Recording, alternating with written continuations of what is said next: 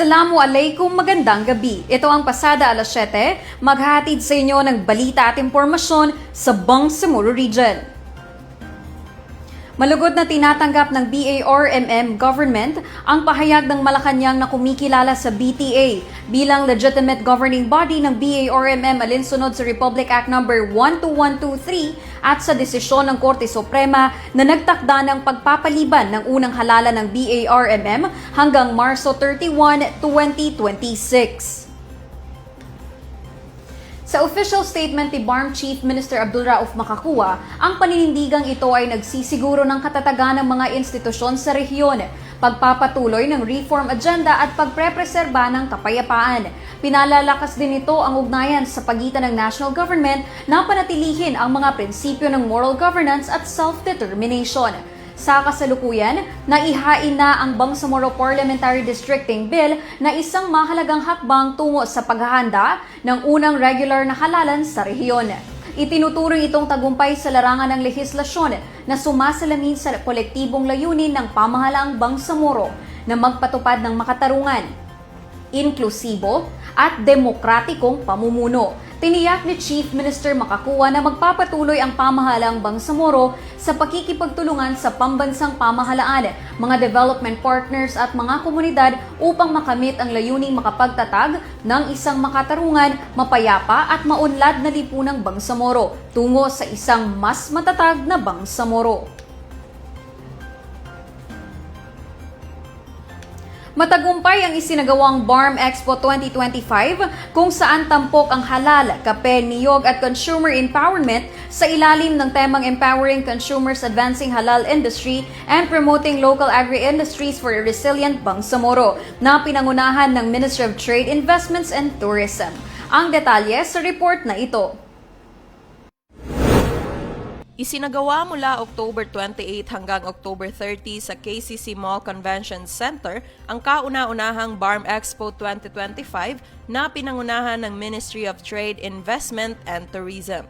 Sa temang Empowering Consumers, Advancing Halal Industry and Promoting Local Agri-Industries for a Resilient Bangsamoro, itinampok ang halal, kape, niyog at consumer empowerment. Binigyan diin ni MTIT Minister Farsarina Muhammad ang kahalagahan ng pag-angat ng Bangsamoro mula sa kasaysayan ng pakikibaka tungo sa pag-unlad ng kapayapaan. Tampok sa programa ang mga cultural presentations at binuksan din sa publiko ang mga exhibit at booths na tampok ang mga lokal na produkto, inobasyon at mga kwento ng tagumpay mula sa iba't ibang bahagi ng rehiyon. Suportado naman ng mga local and international partners tulad ng European Union at Food and Agriculture Organizations of the United Nations na ang inisyatiba ng BARM para sa kalakalan at kabuhayan.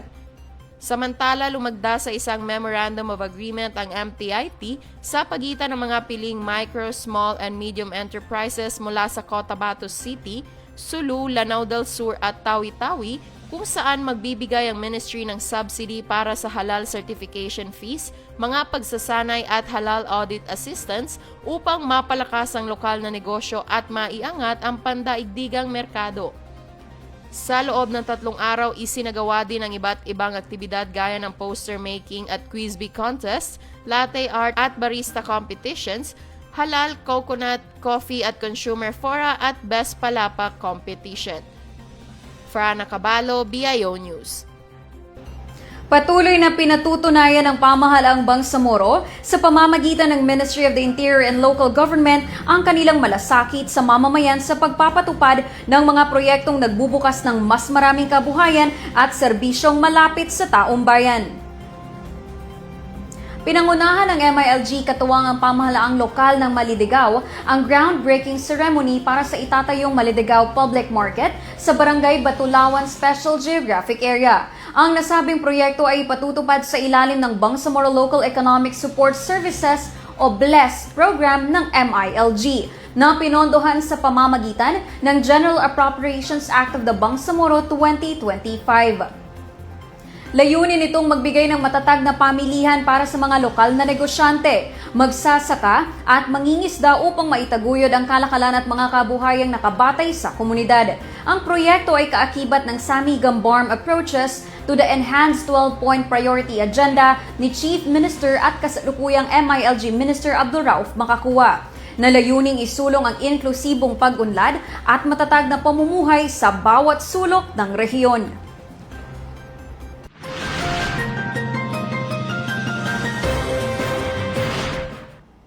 Nakatanggap ng one-time educational assistance ang 328 indigent students mula sa Bayan ng Kadayangan sa ilalim ng Angat Bangsamoro, Kabataan Tungo sa Karunungan Program ng MSSD, na ginanap na payout noong October 29, 2025 sa covered court ng Barangay Kadayangan. Sa kabuuang bilang, 74 estudyante sa kolehiyo ang tumanggap ng tig 10,000 pesos. 122 estudyante sa high school ang nakakuha ng tig 3,000 pesos at 132 na mag-aaral sa elementarya ang nabigyan ng tig 2,000 bawat isa. Layunin ng ABACA program na magbigay ng tulong pinansyal sa mga mahihirap ngunit karapat-dapat na mag-aaral upang masuportahan ang kanilang mga gastusin sa pag-aaral. Kabilang ang pambili ng school supplies, maayos na internet connection at iba pang pangangailangan sa eskwela. Samantala, nag-abot rin ang agarang tulong ng MSSD sa 610 pamilyang naapektuhan ng matinding pagbaha sa mga barangay Tugal at Nunangan, bayan ng Datuang Galmit Timbang noong October 29, 2025. Bawat pamilya ay tumanggap ng tig 25 kilo ng bigas, isang dosenang canned goods at isang dosenang pakete ng kape sa ilalim ng Emergency Relief Assistance Program ng MSSD. Matagumpay na isinagawa ng Ministry of Health sa pamamagitan ng Ibada Compliant Health Facility ang Basic Ibada Intensive Training para sa mga kawani ng Dr. Serapio B. Montaner Jr. Al-Hajj Memorial Hospital bilang bahagi ng pagpapatibay ng serbisyong pangkalusugan na may malasakit at paggalang sa kulturang Islam.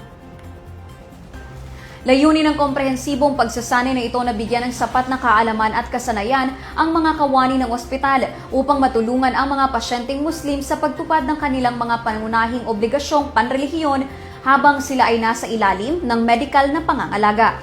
Kabilang sa mga itinuturo sa pagsasanay ang tamang pamamagitan ng wudu o ablution, pagsasagawa ng sala o dasal na angkop sa kalagayan ng may sakit at ang wastong pamamaraan sa pag-aasikaso at paghahanda ng janasa o funeral rites.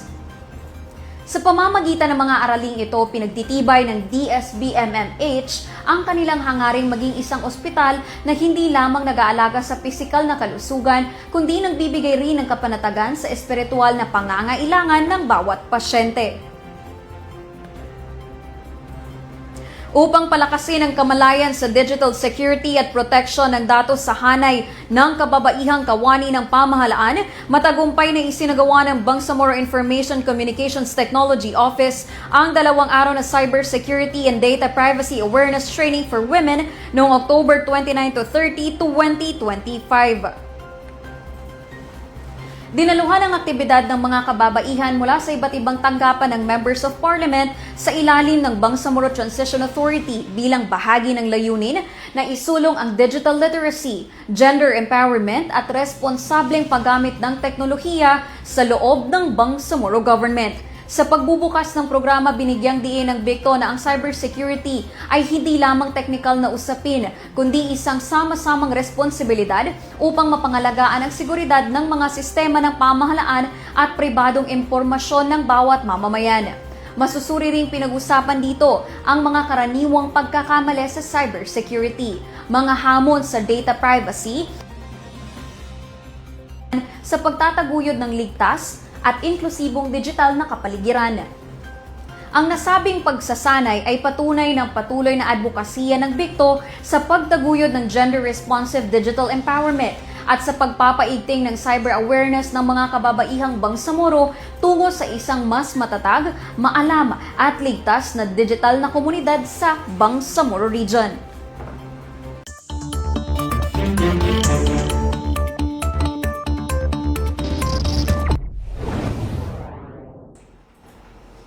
Sa ating panahon ngayon, patuloy na binabantayan ng pag-asa ang Bagyong Tino na kasalukuyang nasa bahagi ng silangang Visayas.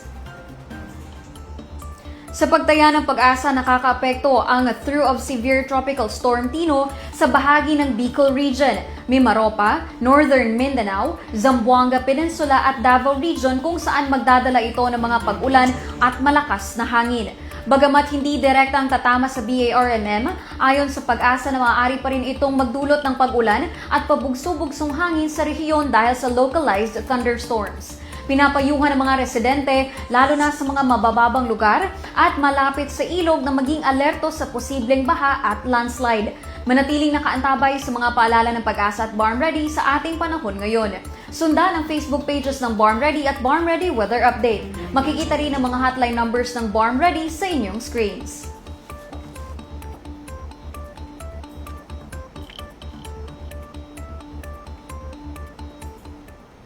At yan ang mga balitang tampok sa Pasada alas 7. Para lagi pong updated sa mga kaganapan at impormasyon sa BARMM, i-like, i-follow at i-share ang official social media accounts ng Bangsamoro Government na makikita sa inyong mga screens. Mapapanood nyo rin ang episode na ito ng Pasada alas 7 sa YouTube page ng Bangsamoro Government. Bisitahin din ang bangsamoro.gov.ph. Ako po si Yana Sanday ng Bangsamoro Information Office, naghatid balita sa ngalan ng serbisyo publiko at moral governance. Maraming salamat po at pagpalain ang Bangsamoro.